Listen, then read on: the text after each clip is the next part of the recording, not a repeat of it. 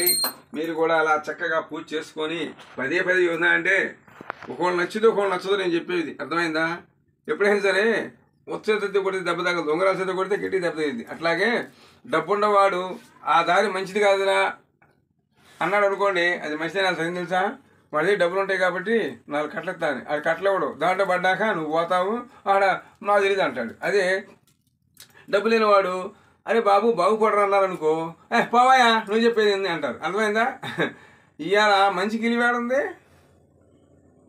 ఏముండదు, 4 శాలువాలు వేసి 4 మాలలు వేసి అన్ని దుద్దులు పెట్టి ఇక రాజా కుర్చీలో పెట్టి ఇక నీకు చూడు నీకు రేపు పొద్దున ఉష్కరాశిగాని ఇది ఇక పడవల మీద వెళ్ళి కట్టలు తెత్తడం చెప్పంగానే అబ్బో ఇంకా సంబరపోతుంది. విధిరాతలో ఉంటుంది కట్టలు. అర్థమైందా. నేనున్నాను 4 ఇప్పుడు 15 సంవత్సరం బట్టి ఈ పూజ తలుసుకుంటా చేస్తానే ఉన్నాను. నాకు ఒంటి మీద బంగారం లేదు, ఇదిగో పిచ్చొంగరాలు చూడండి కావాలంటే ఏమీ లేదు. కాకపోతే నాకు వాళ్ళు ఇచ్చే ప్రసాదం ఏంటో తెలుసా, తిండి ఆరోగ్యం అంతవరకే. అర్థమైందా. నేను ఆస్తులు అడగతల్లా వాళ్ళని, మిమ్మల్ని కూడా ఆస్తులేం అడగతల్లా. ఏదన్నా గుడి కట్టేటప్పుడు సాయం చేస్తారని చెప్పుకుంటా అంతే, వేడుకుంటున్నాను. కానీ ఆ గుడి కూడా నేను తీసుకెళ్ళను. ఈ విగ్రహం అక్కడే ఉంటుంది, ఆ పటం అన్నీ అక్కడే ఉంటాయి.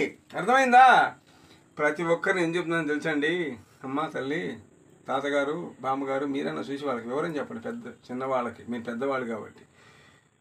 ఇయ్యాల చెడు పైకి వస్తుంది, మంచి కిందకి వెళ్ళిపోతుంది. చూసారా బాబు, అది మంచిది కాదని అలా చెప్పకూడదు ఎవరికి. అది మంచిది వెళ్ళిపోండి అనాలి. ఆడకి వెళ్ళాక అది పెద్ద బావి ఉంటుందో పెద్ద చెరువు ఉంటుందో దాటలేం కదా.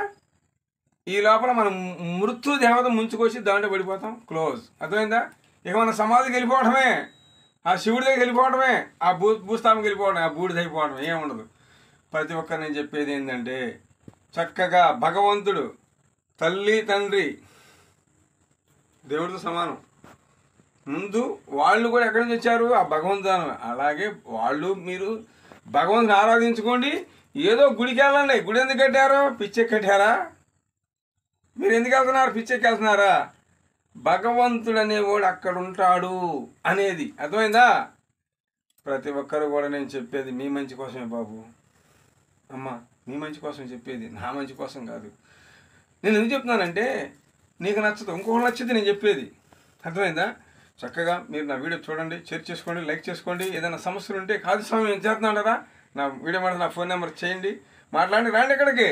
ఇప్పుడు జ్వరం వస్తుంది, హాస్పిటల్కి వెళ్తారా? అట్లాగే మీకు అది బాగాలేదనుకోండి నా దగ్గర రండి, ఇలా చేసుకున్నామని చెప్తాను. మీ చేత చేపిస్తాను అభిషేకం కూడా. రండి, నేను పెడుతున్నాను యూట్యూబ్లో, రండి మీ చేత చెప్తారండి అభిషేకం. మీరే పూజ చేసుకోండి. ఇలా ఎవరు చెప్పరు, ఏం తెలుసా, చెప్పేవాళ్ళు పిచ్చోళ్ళు అంతే. అలాగే ప్రతి ఒక్కరు కూడా ఏదైనా సమస్య ఉంటే నాకు ఫోన్ చేయండి, అన్నమాట నా వీడియో మాట. జై నాకు ఓం భగవతే నమే నమః.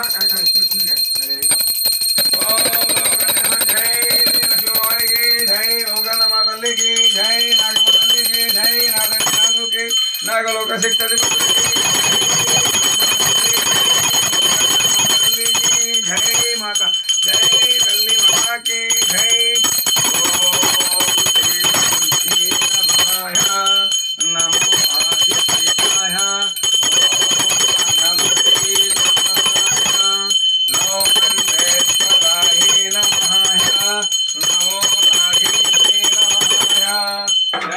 తల్లి మాతాకి జై.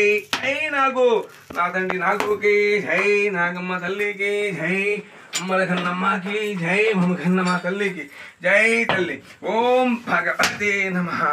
జై నాగమ్మ తల్లి నమః. జై నాగమ్మ తల్లి జై మాత. ఓం భగవతే నమః. అమ్మ తల్లి మాతాకి, అమ్మ తల్లి మాతా కరుణించమ్మ, కాపాడమ్మ. ఈ భూమి మీద ఉన్న జీవరాశులు సహా భానువులు ఎలాంటి కష్ట పరిస్థితి లేకుండా చూడమ్మ తల్లి మాతాకి జై. జై మాత. ఓం దేవదుర్గే నమః, యలోకండేశ్వరాయ నమః, నమో వాసుదేవాయ. ఓం ఆమూర్తేశాని ఆమూర్తేశ్వరి వర్షం కృపి స్వాహ. జై తల్లి జై మాత. ఓం భగవతే నమః. జై మాత. జై నాగో. భూమి మీద ఉన్న జీవరాశులు మానవులు అందరూ కూడా పాల్పడడం చల్లబడాలని కోరుకున్నారు. జై మాత. జై తల్లి. ఓం భగవతే నమః.